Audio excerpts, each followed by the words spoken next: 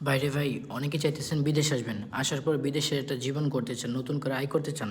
তাদের জন্য বলতে চাই কি জানেন, বিদেশে আসেন কোনো সমস্যা নাই, ভালো করে আসেন, দেখে শুনে আসেন।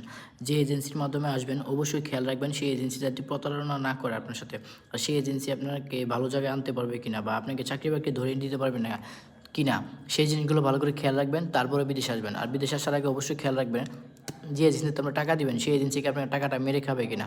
আসলে এরকম অনেক এজেন্সি আছে বাংলাদেশে যেগুলো আসলে প্রতারণা করে।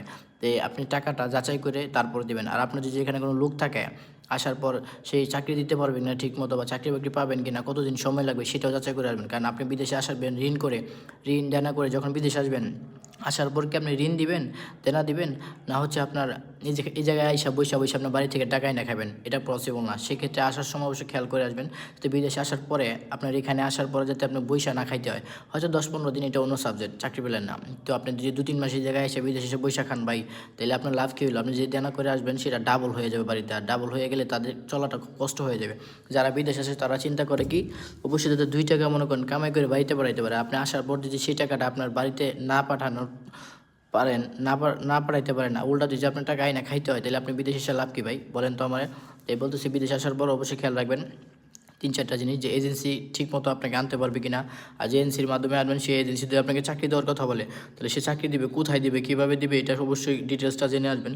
আর যদি এখানে কোনো লোক থাকে আপনার যে উনি আপনাকে চাকরি ধরায় দিবে, তাহলে তার সাথে সরাসরি কথা বলবেন যে আমি আসবো, আসার পর কি চাকরি পাবো কিনা, কী কাজে চলে এই জায়গায়, কী কাজ করতে পারবো আমি এখানে, সেই জিনিসগুলো খেয়াল করে তারপর আপনি বিদেশে আসবেন। কারণ বিদেশে আসলেই যে আপনি চাকরি পাবেন এমন কিছু না ভাই। অনেকে আছে বিদেশে আসছে, আসার পর 6 মাস 1 বছর বইসা থাকে, বাড়ি থেকে টাকাই না খায়। বা তাদের পরিস্থিতিটা একবার চিন্তা করেন যে বাড়িতে তাদের কত টাকা হ্যাম্পার হয়েছে, কত টাকা দেওয়ার পরে বাড়ি থেকে বিদেশ আসছে, 5-6 লাখ টাকা ভেঙে বিদেশ আসে, আসার পর যদি এদিকে বসেই খাওয়া লাগে, তাহলে বিদেশ আসার দরকার কী ভাই?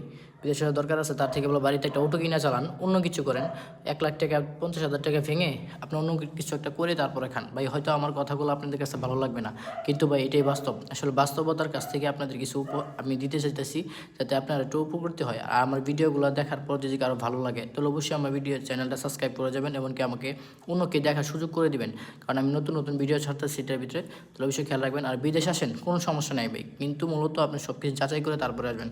আর আসার সময় চেষ্টা করবেন যে দেশে আপনি আসতেছেন সেই দেশে ভাষা কেমন, ভাষাটা যদি শেখার চেষ্টা করেন তাহলে একটু বেটার হবে। কারণ এই দেশে আসার পর আপনি যদি ভাষা বুঝতে পারেন তাহলে তো আলহামদুলিল্লাহ, আর কোনো চিন্তা নেই।